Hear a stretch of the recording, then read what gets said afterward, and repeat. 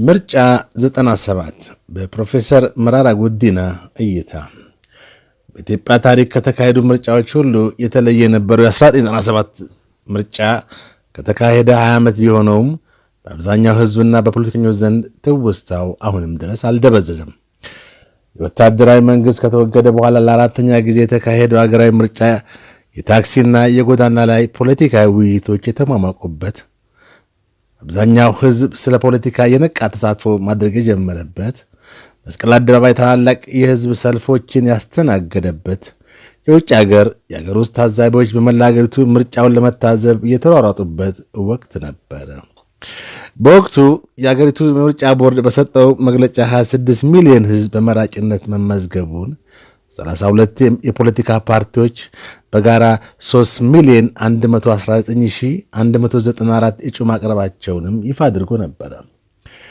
ትናንሽ ግን ብዙ ፓርቲዎች ባሉበት ሀገር ተጽዕኖ ለመፍጠር መተባበር ወይ መሰባበር የሚል ጠንካራ ግፊት ስለገጠማቸው የኢትዮጵያ ዲሞክራሲያዊ ኃይሎች ኅብረት እና ቅንጅት ለአንድነትና ለዲሞክራሲ ቅንጅት የተባሉ ሁለት ጥምረቶች ኢህአዴግን ለመፎካከር በዋናነት ቀረቡ። የአሁኑ የትምህርት ሚኒስትር ፕሮፌሰር ብርሃኑ ነጋ፣ ፕሮፌሰር መስፍን ወልደ ማርያም፣ አቶ ልደቱ አያለው፣ ኢንጂነር ኃይሉ ሻወል፣ ኢንጂነር ግዛቸው ሽፈራው፣ ዶክተር ኃይሉ አርአያ፣ ዶክተር በፈቃዱ ደግፌ፣ ዶክተር አድማሱ ገበየውና ዶክተር ያዕቆብ ኃይለማርያም የመሳሰሉ ጉምቱ ፖለቲከኞች በቅንጅት ለአንድነትና ለዲሞክራሲ ስር ሲሰበሰቡ ፕሮፌሰር በየነ ጴጥሮስና ፕሮፌሰር መራራ ጉዲና ደግሞ 14 ፓርቲ የሚሆኑ ጥምረትን በመያዝ በህብረት ጥላ ስር ተሰባሰቡ። እነዚህ ሁለት ትልልቅ የፖለቲካ ፓርቲዎች ስብስብ የድጋፍ መሠረታቸውም የተለያየ ነበር። በህብረት ስር የተሰባሰቡ ፓርቲዎች ብሔር ተኮር የሆኑ ተቃዋሚ ፓርቲዎች የነበሩ ሲሆን የድጋፍ መሠረታቸውም በተለይ በኦሮሚያና በደቡብ ኢትዮጵያ አካባቢዎች ነበረ። ቅንጅት ደግሞ 4 አገር አቀፍ ፓርቲዎችን በጋራ በመሆን የመሠረቱትና አብዛኛው የድጋፍ መሠረቱን በዋናነት በከተሞች አካባቢ ነበረ። 1997 ዓ.ም አራተኛው ሀገራዊ ምርጫ በአንድ ፓርቲ የበላይነት ተይዞ የነበረውን የአገሪቱን ስልጣን የበለጠ ፉክክር የሚታይበትና ወደ ብዙሃ ፓርቲ ወይም መልቲ ፓርቲ ዲሞክራሲ ሽግግር የሚደረግበት ይሆናል ብሎ አብዛኛው መራጭ በተስፋ ይጠብቅ ነበር። በኢህአዴግና በተቃዋሚዎች ዋና ከተማ አዲስ አበባን ጨምሮ በተለያዩ ክልል ከተሞች በሚያዝያ ወር የመጨረሻ ቀናት የተደረጉት የምርጫ ቅስቀሳ የድጋፍ ሰልፎች በድምፅ መስጫ ቀን ላይ የሚፈጥረውን ለማየት ሁሉም በጉጉት እንዲጠብቅ አድርጎትም ነበረ። በወቅቱ ኢህአዴግ፣ ቅንጅት እንዲሁም ህብረት የሚያካሂዷቸው የምርጫ ፉክክሮች በቴሌቪዥን የቀጥታ ስርጭት ሲተላለፉ ሺዎች የቴሌቪዥን መስኮታቸው ላይ አይናቸውን ተክለው ጆሮቻቸውን ሬዲዮኖቻቸው ላይ ለጥፈው ያዳምጡ እንደነበር በወቅቱ በህብረት ፓርቲ ስር ተወዳዳሪ የነበሩ ፕሮፌሰር መራራ ጉዲና መለስ ብለው ያስታውሳሉ። በተቃዋሚዎችና በገዢው ፓርቲ መካከል የተካሄዱት የምርጫ ክርክሮች እንደ ተከታታይ ድራማ በጉጉትና በቀጠሮ ይጠበቁ ነበር ይላሉ። በሚያዝያ 29 1997 ኢህአዴግ በአዲስ አበባ ያደረገውን ህዝባዊ የድጋፍ ሰልፍ ተከትሎ የኢህአዴግ ሊቀመንበርና የወቅቱ የአገሪቱ ጠቅላይ ሚኒስትር መለስ ዜናዊ የመስቀል አደባባዩን የድጋፍ ሰልፍ ህዝባዊ ማዕበል ሲሉ ጠርተውታል። በማግስቱ ሚያዝያ 30 1997 በአዲስ አበባ ቅንጅትን በመደገፍ አደባባይ የወጡት የከተማ ነዋሪ ወጣቶች ቁጥር እጅግ ከፍተኛ ስለነበረ በንጽጽር ሲታይ ሱናሚ የሚል ቅጽል ስም ተሰጥቶት ነበር። በወቅቱ ከ1 ሚሊዮን በላይ ህዝብ በመስቀል አደባባይ እንደተሰበሰበ ይነገራል። የምርጫ 97 በከተሞች በወጣቶችና በአርሶ አደሮች ዘንድ ከፍተኛ የለውጥ መንፈስ የታየበት እንደነበር ፕሮፌሰር መራራ ጉዲና ለቢቢሲ ተናግረዋል። ኢህአዴግ እንከን የለሽ ምርጫ ለማድረግ ቃል ገብቶ የነበረ ቢሆንም ግንቦት 7 ድምፅ ከተሰጠ በኋላ ግን ነገሮች ቃል ከተገቡ ውጭ ሆነው እስሮች፣ ግድያዎችና ስደት ተከትሏል። አሁን የኦሮሞ ፌዴራል ኮንግረስ ሊቀመንበር የሆኑት እና በምርጫ 97 በህብረት ጥላ ስር በመሆን የተወዳደሩት ፕሮፌሰር መራራ ጉዲና የነበራቸውን ትውስታና ግምገማ እንዲህ አካፍለዋል። ፕሮፌሰር መራራ ጉዲና በኢትዮጵያ ውስጥ ከንጉሱ ጊዜ ጀምሮ ምርጫ ያካሄድ እንደነበር አስታውሰው በኢትዮጵያ ታሪክ ከቅርጫ ያለፈ ምርጫ የሚመስል ምርጫ የተካሄደው በ1997 ነበር ይላሉ። ለፕሮፌሰር መራራ ኢትዮጵያ ወደ ዲሞክራሲያዊ ሽግግር ለማድረግ ትችልበት ከነበሩ የታሪክ ጥፋቶች መካከል አንዱ ምርጫ 97 መሆኑን ገልጸው ያም ልክ እንደ ሌሎቹ ጊዜያቶች ሁሉ እንዳመለጣት በቁጭት ይናገራሉ። በ1997 የተደረገው አራተኛው ሀገራዊ ምርጫ በኢትዮጵያ ሕዝቦች ዘንድ የተለየ የመለወጥ ተስፋ፣ የዲሞክራሲ ተስፋ፣ የተሻለ ነገር የማግኘት ተስፋ የፈጠረ ነበር ይላሉ ፕሮፌሰር መራራ። ላለፉት 50 ዓመታት ኢትዮጵያ ወደ ዲሞክራሲያዊ ሽግግር ማድረግ ትችል ከነበረባቸውና ካመለጧት የታሪክ ጥፋቶች መካከል አንዱ ምርጫ 97 ነው ይላሉ ፕሮፌሰር መራራ። አፄ ኃይለሥላሴ ከስልጣን ሲወርዱ የኢትዮጵያ ሕዝብ ከዳር እስከ ዳር ያንቀሳቀሰው አብዮት በወታደራዊ መንግሥት መጨናገፉን በማስታወስ ይህ በእርሳቸው ዕድሜ ከተከሰቱት መካከል አንዱ መሆኑን ያነሳሉ። ከዚያ በመቀጠል ደርግ ከስልጣን ሲወርድ ዲሞክራሲያዊ ስርዓት ይመሰረታል፣ ከታሪክ ተምረን አዲስቷ ኢትዮጵያ ትፈጠራለች ብለን ተስፋ አድርገን ነበር። ቢሆንም ይህም በኢህአዴግ መሪዎች መክሸፉን ይገልጻሉ። በሦስተኛ ደረጃ በኢትዮጵያ ታሪክ ባልታየውና ያልተደገመው ምርጫ 97 ይዞ የመጣውን ተስፋ ሚሊዮኖች መሪዎቻችን መምረጥ እንችላለን በሚል አደባባይ ወጥተው ድምፃቸውን ቢሰጡም ይህም በስልጣን ስግብግብነት የተነሳ መጨናገፉን ተናግረዋል። አራተኛው ደግሞ በ2010 ኢህአዴግ ከስልጣን ሲወርድ ዲሞክራሲያዊ ሽግግር የማድረግ ዕድል አመለጠን ይላሉ ፕሮፌሰሩ።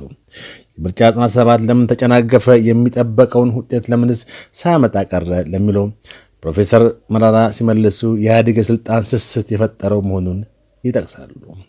የምርጫ 97 እጅግ ፍትሐዊና የብዙሃን ተሳትፎ የታየበት የሚሉት ፕሮፌሰር መራራ ጉዲና በመጨናገፉ የተነሳ አሁን ለገባንበት አገራዊ ቀውስ አስተዋጽኦ ማድረጉን ጭምር መታየት አለበት ባይ ናቸው። ኢህአዴግ በወቅቱ ተቃዋሚዎች ከተማ ውስጥ እንጂ በሰፊው የአገሪቱ የገጠር አካባቢዎች ላይ ብዙ ግንኙነት የላቸውም ይል እንደነበር አስታውሰው መለስ ከዚያ በኋላ ካልኩሌትድ ሪስክ ተሰላ የድፍረት እርምጃ መውሰዱን የገለጸው ያለንን ህዝባዊ ድጋፍ በገጠሪቱ ኢትዮጵያ ካየ በኋላ ነው ይላሉ። የምርጫ ቅስቀሳን ከተሜው ብቻ ሳይሆን የገጠሩ ማህበረሰብን በጉጉትና በንቃት ሲከታተል ነበር የሚሉት ፕሮፌሰር መራራ የሌሎችን ዓለም የሚመስሉ ቅስቀሳዎች፣ ክርክሮች ነበሩ። የኢትዮጵያ ምድር ዲሞክራሲያዊ ተላበሰች ትመስል ነበር በገጠሪቷ ኢትዮጵያ በወቅቱ ይላሉ። ፕሮፌሰር መራራ በገጠር ለምርጫ ቅስቀሳ በሚንቀሳቀሱበት ወቅትም ያዩዋቸው ነገሮች ሲያስታውሱ አርሶ አደሮች ራሳቸው ሬዲዮ ይዘው ነበር ማሳቸውን የሚያርሱት ይላሉ። ቅጥ ያጣ የፖለቲካ ስልጣን ስስት ምርጫ 97 ፈጥሮት የነበረው ተስፋ ሁሉን አጨናግፈው ሲሉም ይቆጫሉ። ፕሮፌሰር መራራ በኢትዮጵያ ታሪክ የመላ ሀገሪቱ ህዝቦች የነቃ ተሳትፎ የተደረገበት ምርጫ ከምርጫ 97 በፊትም ሆነ በኋላ ተደርጎ አያውቅም ይላሉ።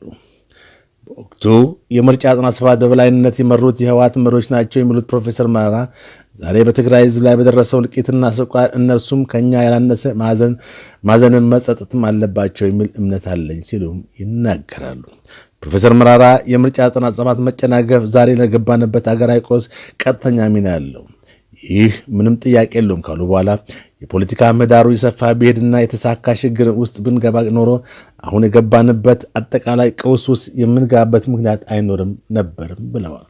ለዲሞክራሲያዊ ሽግግር የነበረው ተስፋ መጨናገፍ አሁን አገሪቱ ለገባችበት ቀውስ አስተዋጽኦ አድርጓል የሚሉት ፕሮፌሰር መራራ ያ በመሆኑ እኔን በጣም ያሳዝነኛል። ምናልባትም ከተቃዋሚዎች በላይ የኢህአዴግ መሪዎችን የሚያሳዝን ይመስለኛል። ውጤቱ ውሎ አድሮ ሁሉም ውድ ዋጋ የከፈለበት ነው ይላሉ። በምርጫ 97 መጨናገፍ የከሰረው ሁሉም ነው። ውሎ አድሮም ደግሞ ከማንም በላይ ኢህአዴግ እኛ ከከፈልነው የኢትዮጵያ ሕዝብ ከከፈለው በላይ ዋጋ ከፍሎበታል ይላሉ። በወቅቱ የፖለቲካ ፓርቲዎች ያደረጓቸው ክርክሮችና ቅስቀሳዎች ከዚያ በፊትም ሆነ በኋላ ከተደረጉት አገራዊ ምርጫዎች ጋር ሲወዳደር በኢትዮጵያ ታሪክ ለመጀመሪያ ጊዜ ፍጹም በተለየ መንገድ በአፍሪካ ደረጃ ሳይሆን በሰለጠነው ዓለም የተደረጉ የምርጫ ክርክሮችን ይመስል ነበር ይላሉ። የምርጫ ቅስቀሳዎች በቀጠሮ የሚደመጡና የሚታዩ ነበር ሲሉም መለስ ብለው ያስታውሳሉ።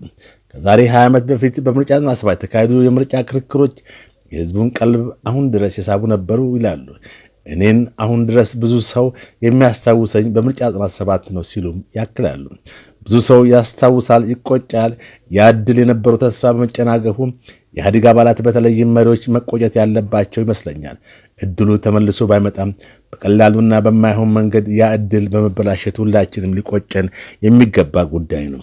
ለኢትዮጵያ ህዝብ አዲስ የተለየ ተስፋ ነበር የተጨናገፈው። የህዝብ ተወካዮች ምክር ቤትም ቢሆን የአገር ፓርላማ ይመስል የነበረ በዚያ ምርጫ በተገኘ ድምፅ እንደራሴ ሆነው በገቡ በተቃዋሚ ፓርቲ ተወካዮች ተሳትፎ ነበር ይላሉ። በህዝብ ተወካዮች ምክር ቤት ያደረጉ የነበሩ ክርክሮችም ብዙም የኢህአዴግን ፖሊሲ መለወጥ የሚችሉ ባይሆኑም በሚደረግባቸው ክርክር የተነሳ የአገር ፓርላማ ይመስል ነበር ማለትም በተወሰነ ደረጃ ያመጣውን ለውጥ ይጠቅሳሉ። የምርጫ 97 ተጨናቅፎም ቢሆን ተሰርቆም ቢሆን አብዛኛው ቅንጅት ፓርቲ ተመራጭ ወደ ምክር ቤት አልገባም ብሎ እስር ቤት ቢገባም የተወሰኑ አባላትና የህብረት ተወካዮች ገብተው ፓርላማው የኢትዮጵያ ፓርላማ እንዲመስል አድርገውታል ይላሉ። በምክር ቤቱ በስራ አጥነት፣ በአገር ምጣኔ ሀብት፣ በድህነት ዙሪያ የሚደረጉ ክርክሮች ያኔ ብቻ ሳይሆን አሁንም ድረስ መለስ ብሎ ለሚሰማቸው የምርጫ 97 የፈጠረውን የፖለቲካ ተሳትፎ መነቃቃት የሚያሳዩ እንደነበሩ በትዝታ ያስታውሳሉ። በወቅቱ የነበሩ የተቃዋሚ ፖለቲካ ፓርቲዎችን መለስ ብለው ሲያዩዋቸው ሞቅታ የሚመስሉ አንዳንድ ነገሮች ነበሩ ይላሉ። የተቃዋሚውን አጠቃላይ አቅም የመገመት ልዩነት ነበር። በተለይም ደግሞ ዲያስፖራው አገር ውስጥ ያለው የተቃዋሚ ፖለቲካ ድርጅት መሸከም ከሚችለው በላይ ይጠይቅና ይጠብቅ እንደነበርም ያስታውሳሉ። ከዚህ ባሻገር የገዢው ኢህአዴግ ፓርቲ በተለያየ መንገድ ባስቀመጣቸው እንቅፋቶች የተነሳ ተቃዋሚ ፓርቲዎች በሙሉ ልብ ወደ ምርጫ አልገቡም ነበር ይላሉ ፕሮፌሰር መረራ። በወቅቱ የህብረት አባላት የነበሩትና መቀመጫቸውን በባህር ማዶ አድርገው የነበሩ የረጅም ጊዜ ፖለቲካ ልምድ የነበራቸው እነ መኢሶን፣ ኢያፓና መድህን አገር ውስጥ ገብተው በፖለቲካ አለመሳተፋቸውንም ያነሳሉ። በምርጫው ላይ የተሳተፍነው በአገር ውስጥ የምንንቀሳቀስ ብቻ ነበር ያሉት ፕሮፌሰር መረራ በዲያስፖራው ግፊት ህብረትና ቅንጅት እንዲለያዩ ሆነዋል ሲሉ በተቃዋሚ ላይ የነበረው ጫናና መለያየት የምርጫው አንድ የታሪክ አካል እንደነበርም ይጠቅሳሉ። መጀመሪያ ላይ ሁሉም በህብረት ጥላ ስር መሰባሰብ ነው ያስታወሱት ፕሮፌሰር መረራ ሁላችንም በህብረት ስር ሆነን ኢህአዴግን መፎካከር ችለን ቢሆን ኖሮ ምናልባትም ሁላችንም አብረን እስር ቤት እንገባለን ወይም አብረን ሁላችንም ፓርላማ እንገባ ነበር፣ በተወሰነ ደረጃ የተሻለ እድልም እንፈጥር ነበር ሲሉ የነበረውን ሁኔታ መለስ ብለው ያስታውሳሉ። ምርጫ 97 የዲያስፖራው ማህበረሰብ ከፍተኛ አስተዋጽኦ እንደነበረው የሚጠቅሱት ፕሮፌሰር በነበረው ግፊት የተነሳ የቅንጅት ፓርቲ መሪዎች ከህብረት ወጥተው ቅንጅትን ለመመስረት በቅተዋል ሲሉም ያላቸውን እምነት ይናገሩ። ቅንጅት አካባቢ የተሻለ ሪሶርስ ነበር የሚሉት ፕሮፌሰር መረራ ከዚያ በኋላ ለመጣው መከፋፈልና የራሱ አስተዋጽኦ አለው ብለውም ያምናሉ። ምርጫ 97 ቶት ያለፈው ትልቅ ነገር አምባገነን መሪዎች ባያጨናግፉት ባያበላሹት የኢትዮጵያ ህዝብ ባለው የፖለቲካ ንቃት መሪዎቹን ለመምረጥ እንደሚችል መሆኑን ፕሮፌሰር መረራ በቁጭት ምርጫ 97ን ያስታውሳሉ። ህዝቡ በሚሊዮኖች ወጥቶ ለተቃዋሚ ፓርቲ አባላት ድጋፍ ያሳየበት ድምፅ የሰጠበት መሆኑ ሌላው በኢትዮጵያ ፖለቲካ ውስጥ የተገኘ ትልቅ ትምህርት ነበር የሚላሉ። ለፖለቲካ ኃይሎች እድል ተበላሸ እንጂ ነፃና ፍትሃዊ ምርጫ ማካሄድ ይቻላል፣ የሰለጠነ የምርጫ ክርክር ማድረግም ይቻላል የሚለው ሌላው ከ20 ዓመት በፊት የተገኘ ትምህርት ነገር ግን መድገም ያልቻልነው መሆኑን ፕሮፌሰር መረራ ጠቅሰዋል። ይህ ሪያሊቲ ሚዲያ ነው።